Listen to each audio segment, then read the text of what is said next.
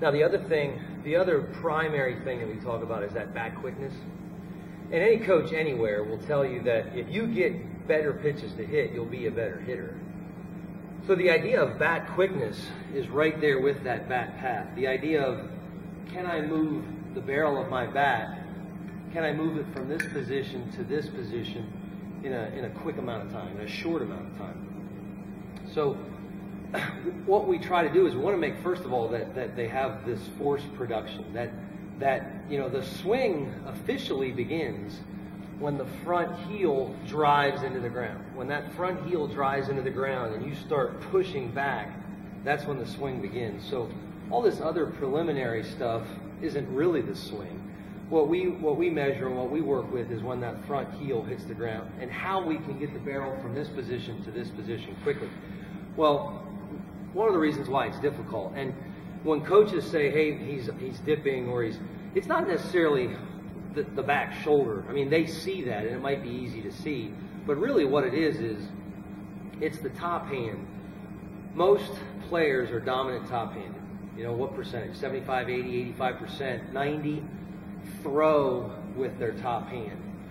So the instinct is, as the ball drops, every ball drops to varying degrees, but as the ball drops, what they attempt to do is they attempt to match the plane of the pitch with that dominant top hand. And the reason why this becomes difficult is, as players start to throw faster, their balls get flatter. You know, I mean, if you're throwing a ball 85 miles an hour, it's got a flat plane. Guy throwing at 45, it's got an arc. So this can match the plane of a 45 mile an hour pitch, but it certainly can't match the plane of an 85. So what we work with right away with trying to be quick to the ball is we try to focus on this top palm moving directly at the ball.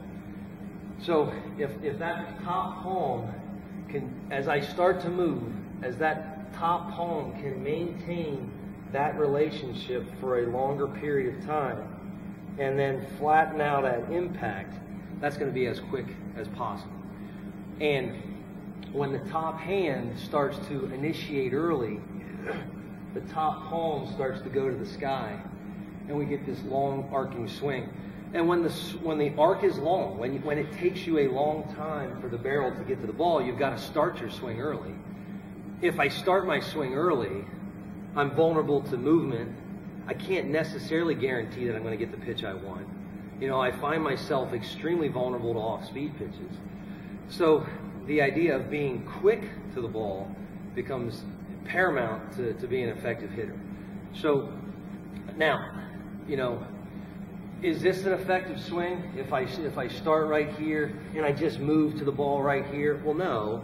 I mean, now I'm just trying to pat the ball instead of drive the ball. So, you know, your very, very high level hitters, they maintain this palm relationship and they drive the ball.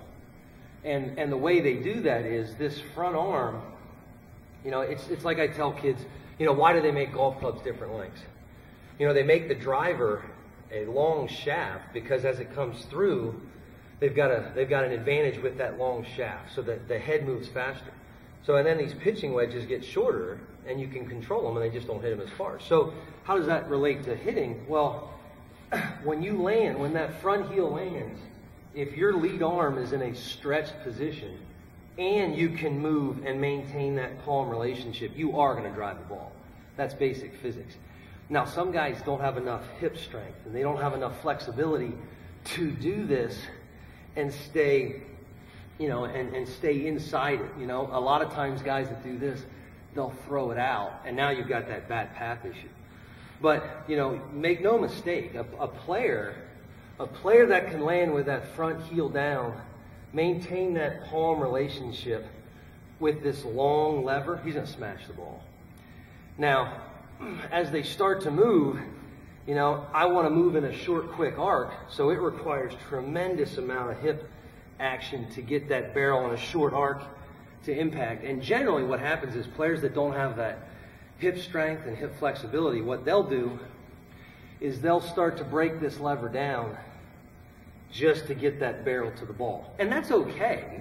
You know, that's okay, but generally those guys come in and themselves or their dad say, I don't drive the ball as much as I want. And that's because they broke that lever down.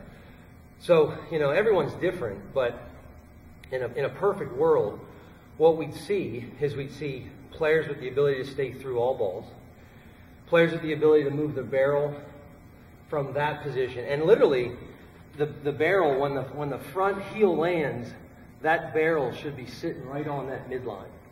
Now, if it's on that midline, and now the front foot lands, if I can quickly move that barrel to an impact position here, maintain this lever, move in a short, quick arc, that's the perfect world for me. And you'll see guys break it down, and we say many times, pain's the greatest teacher.